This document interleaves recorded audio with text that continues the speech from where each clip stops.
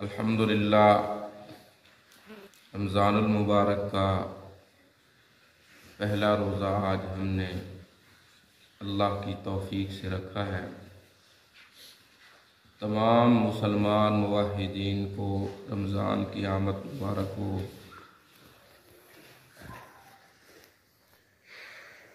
آج کے دن ہمارا سبق ہے جو میرے سے بہت زیادہ سوال کیا گیا رمضان کے حوالے سے کہ رمضان المبارک میں کون سا عمل کرنا چاہیے۔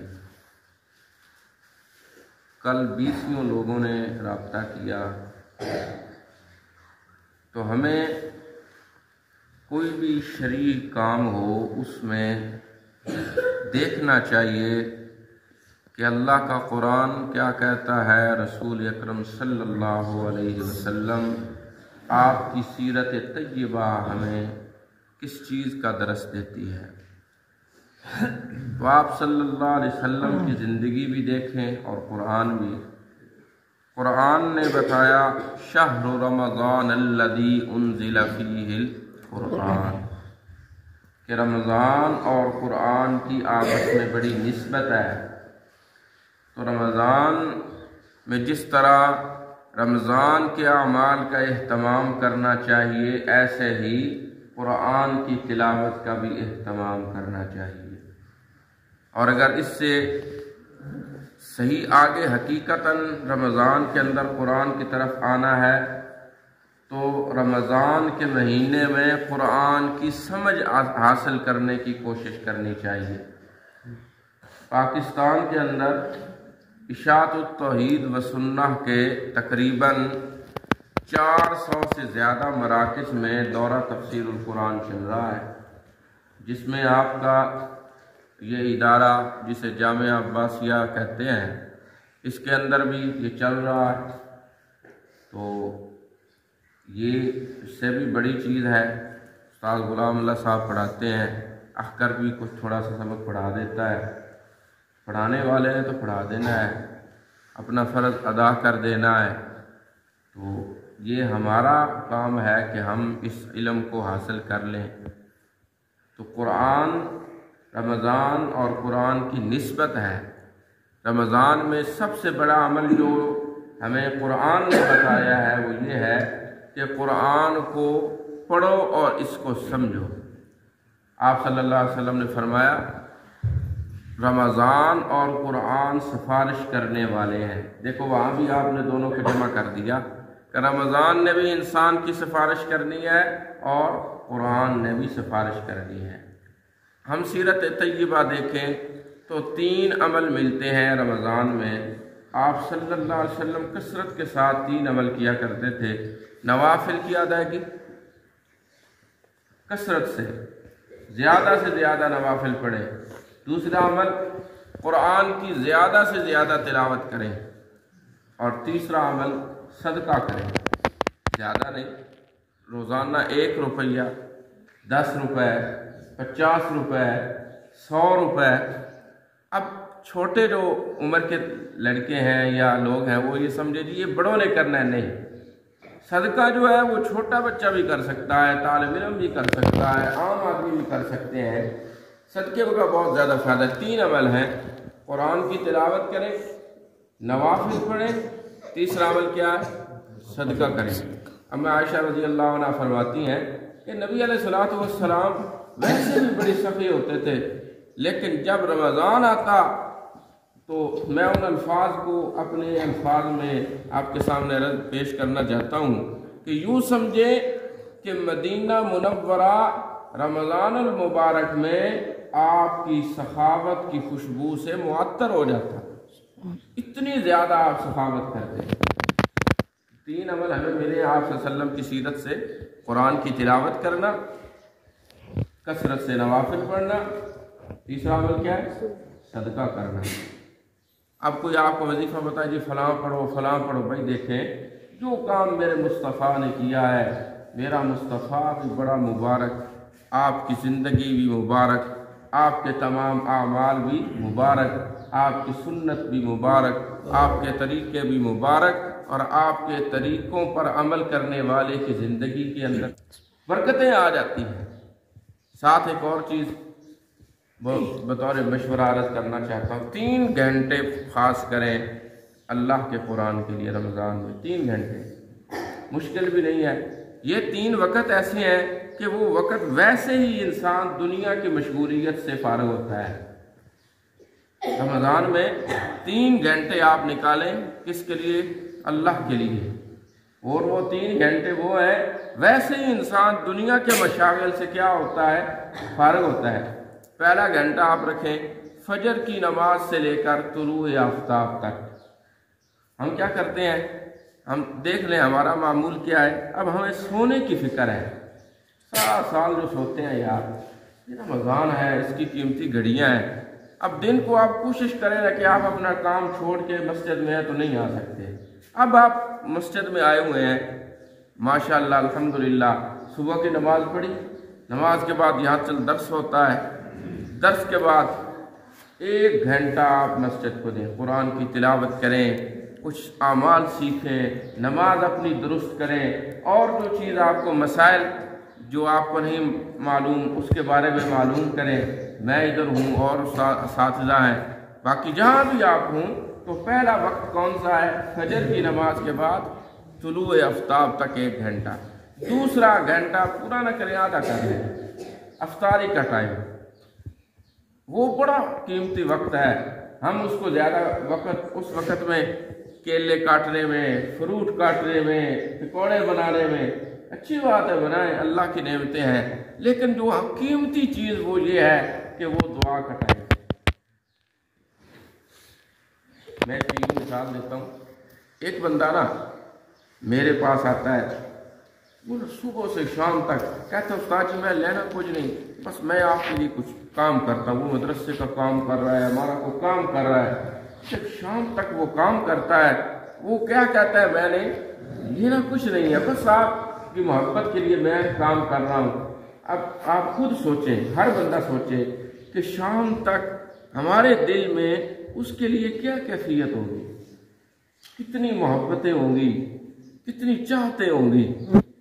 جب انسان صبح سے شام تک حلال کھانا، حلال پینا، جی اللہ کی رضا کے لیے چھوڑ دیتا ہے، حلال بیوی، اللہ کی رضا کے لیے اس کے قریب نہیں جاتا، شام ہوتی ہے تو آپ ایک انسان کے دل میں اتنی الفتیں پیدا ہو جاتی ہیں، وہ تو ارحم الراحمین ہے، تو شام تک اس کی رحمتوں کو کتنا جوش آیا ہوتا ہے۔ تو وہ وقت ہوتا ہے اللہ سے مانگنے کا۔ جی ذرا کنواروں کے دل کی بات ہو جائے، شادی جنہوں نے کرنی ہے وہ اللہ سے مانگے، یا اللہ تو غیبوں سے مدد کر، گھروں کا انتظام کر۔ جن لوگوں کو رزق کی ضرورت ہے وہ اللہ سے رزق مانگے، اولاد کی ضرورت ہے وہ اولاد مانگے۔ آپ صلی اللہ علیہ وسلم نے فرمایا کہ روزے دار کے لیے 2 گھڑیاں بڑی مبارک ہیں۔ سمجھ آ رہی ہے میری بات؟ روزے دار کے لیے 2 گھڑیاں بڑی مبارک ہیں۔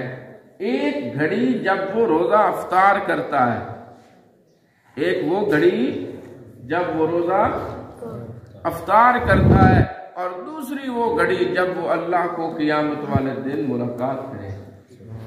یہ دونوں گھڑیاں بڑی مبارک ہیں۔ یا ایک حدیث اور عرض کرتا چلوں، آپ صلی اللہ علیہ وسلم نے فرمایا کہ اللہ رب العزت، میں اس حدیث کو اپنے انداز میں پیش کرنا چاہتا ہوں۔ ایک بندہ روزہ رکھتا ہے، شام کو جب وہ روزہ افطار کرتا ہے، افطاری کے وقت فرشتہ اللہ کے سامنے حاضر ہوتا ہے، یا اللہ اس بندے نے روزہ رکھا ہے، اس بندے نے روزہ رکھا ہے، اس نے روزہ خالی کھانے پینے کا نہیں رکھا۔ روزہ کس چیز کا نام ہے؟ آنکھوں کو اللہ کے قانون کا پابند کر لینا، زبان کو اللہ کے قانون کا پابند کر لینا، کانوں کو اللہ کے قانون کا پابند کر لینا، ہاتھوں کو اللہ کے قانون کا پابند کر لینا، پاؤں کو اللہ کے قانون کا پابند کر لینا۔ ہاتھوں کا روزہ، پاؤں کا روزہ، زبان کا روزہ، کان کا روزہ، آنکھ کا روزہ۔ آنکھ سے خلاف شرع چیز دیکھتا نہیں ہے، کان سے خلاف شرع چیز سنتا نہیں ہے، زبان سے خلاف شرع چیز بولتا نہیں ہے، ہاتھوں سے کوئی ایسا عمل نہیں کرتا جو اللہ کو ناپسند ہو، پاؤں سے چل کے ایسی چیز کی طرف نہیں جاتا جو اللہ کو پسند نہیں ہے۔ اب یہ عمل کر کے جب شام ہوتی ہے، اللہ کا فرشتہ کہتا ہے یا اللہ تیرا قانون ہے من جاء بالحسنہ فلہ عشر امثالہا، ایک نیکی کرنے والے کو 10 نیکیاں دیتا ہے، تو ایک نیکی کرنے والے کو 10 نیکیاں دیتا ہے، 10 لکھ دوں؟ اللہ کہتے ہیں نہیں۔ پھر فرشتہ پوچھتا ہوگا یا اللہ میں تجزیہ کر رہا ہوں حدیث کے الفاظ کا، اپنے انداز میں خلاصہ عرض کر رہا ہوں، یہ حدیث کے الفاظ نہیں ہے، میں اپنے طرف سے اس کو سمجھانے کی کوشش کر رہا ہوں۔ پھر فرشتہ پوچھتا ہے یا اللہ دیکھیں تو نے کہا ہے کہ جو بندہ 1 روپیہ صدقہ کرتا ہے میں 700 روپے کا ثواب دیتا ہوں، 700 لکھ دوں؟ اللہ کہتا ہے نہیں۔ کرتے کرتے فرشتہ کہتا ہے یا اللہ کیا لکھوں؟ اللہ کہتا ہے کچھ نہ لکھ۔ یا اللہ اتنا بڑا عمل کیا ہے، کوئی عمل نہ لکھوں، کوئی نیکی نہ لکھوں؟ اللہ فرماتا ہے کیا تو نے لکھنا ہے؟ روزے دار نے روزہ رکھا ہے میرے لیے، میں روزے دار کے لیے، اس سے بڑا کوئی اجر ہے؟ یہ وہ وقت ہے کہ اللہ سے، یہ دوسرا وقت ہے افطاری کا، اس ٹائم اللہ کو راضی کرو، چلو 20 منٹ نکال لو دعا کے لیے، افطاری پہلے انتظام کر لیں اور وہ 20 منٹ اللہ سے مانگیں۔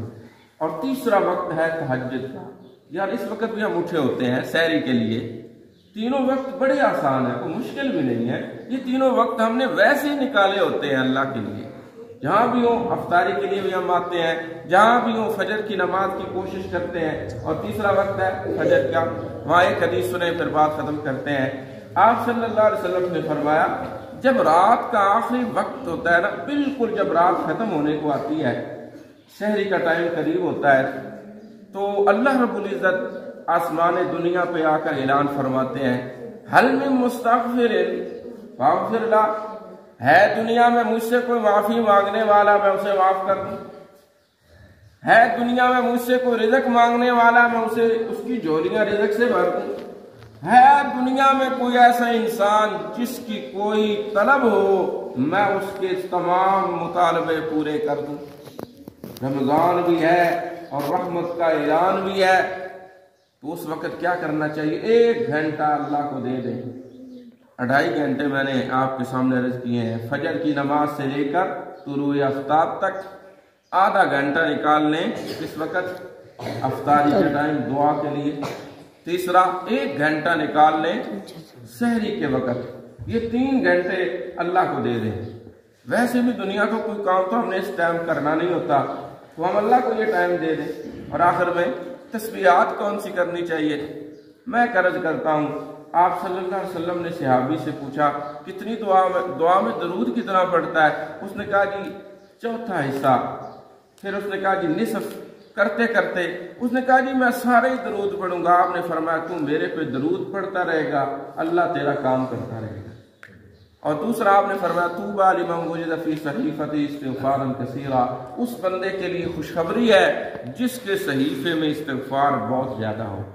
تو رمضان میں ویسے بھی ایک نیکی کئی گنا زیادہ ہوتی ہے، تو ایک دفعہ بندہ کہتا ہے استغفر اللہ، سب بولے اب اس نے ایک دفعہ کہا ہے استغفر اللہ، اب اس کے لیے بہت زیادہ استغفار بن گیا۔ تو اگر تسبیحات کرنی ہے تو درود پڑھیں آپ صلی اللہ علیہ وسلم پہ، اللہم صلی پڑھ لیں یا صلی اللہ علیہ وسلم پڑھ لیں، یا ساتھ اگر دوسرا عمل کیا ہے؟ دوسرا عمل ہے استغفار۔ تو میں شارٹ کٹ دہرا دیتا ہوں، رمضان میں 3 عمل کریں، صدقہ زیادہ کریں، نوافل کثرت سے پڑھیں، قرآن کی تلاوت کریں۔ رمضان میں 3 گھنٹے اللہ کو دے دیں، فجر کے طلوع ہونے سے لے کر طلوع آفتاب تک 1 گھنٹہ اللہ کو دے دیں۔ افطاری کے ٹائم 1 گھنٹہ یا آدھا گھنٹہ اللہ کو دے دیں، سحری کھانے سے پہلے 1 گھنٹہ اللہ کو دے دیں۔ تسبیحات میں درود زیادہ پڑھیں اور استغفار زیادہ کریں۔ اللہ عمل کی توفیق